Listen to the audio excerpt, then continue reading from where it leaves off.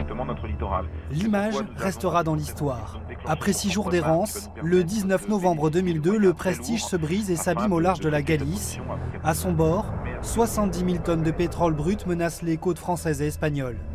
Biscarrosse est la première commune française touchée. Nous sommes le 31 décembre 2002. Ce jour-là, on est un petit peu dépassé par les événements, mais surtout, on a tout de suite à l'esprit que le fait que c'est une tête de pont d'échouage de mazout, mais on sait qu'il y a beaucoup de tonnes qui risquent d'arriver, certainement pas que sur la plage de Biscarrosse, mais en particulier, si on est touché nous, c'est pas pour une journée, mais c'est pour plusieurs mois que les échouages sont prévus. Et le combat dure plus de 6 mois. Contrairement à l'Espagne qui subit l'assaut de nappes de pétrole, la commune doit faire face à une pollution fragmentée. Chaque marée déverse des centaines de boulettes de brut. Il fallait ramasser un maximum de manière à ne pas laisser enterrer le mazout qui après serait resté sous le sable. Donc ça, c'est quelque chose qui nous a compliqué la tâche énormément.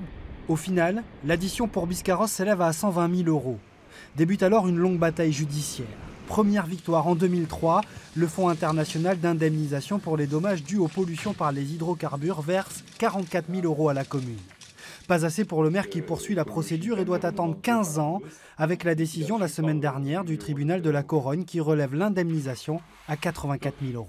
Est-ce qu'il faut repartir encore sur plusieurs années pour peut-être ne pas attendre mieux ou plus? Peut-être qu'il faudra faire le choix de s'arrêter là.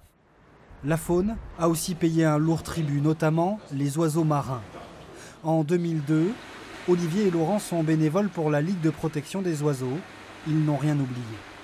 On avait des oiseaux en très mauvais état et surtout on avait ingéré, puisque dès qu'ils sont souillés, ils cherchent à se nettoyer, et qui avaient des propriétés neurotoxiques beaucoup plus graves que sur les ricades.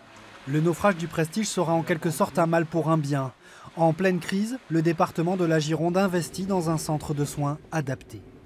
On a eu l'Erika qui a été très difficile, le Prestige a été très difficile. On a dit non mais au moins sur le Prestige on va capitaliser, on va fournir cette offre tout au long de l'année, au fil de l'année, parce qu'il n'y a pas que les marées noires. Et maintenant on accueille à peu près 3000 animaux par an, alors qu'il n'y a pas de marée noire particulière en ce moment, quoi. Depuis le naufrage du Prestige, la législation impose aux armateurs une double coque et tente de faire disparaître les navires poubelles. Il aura fallu tout de même 15 ans pour tourner définitivement la page d'une des marées noires les plus importantes que la France a connues.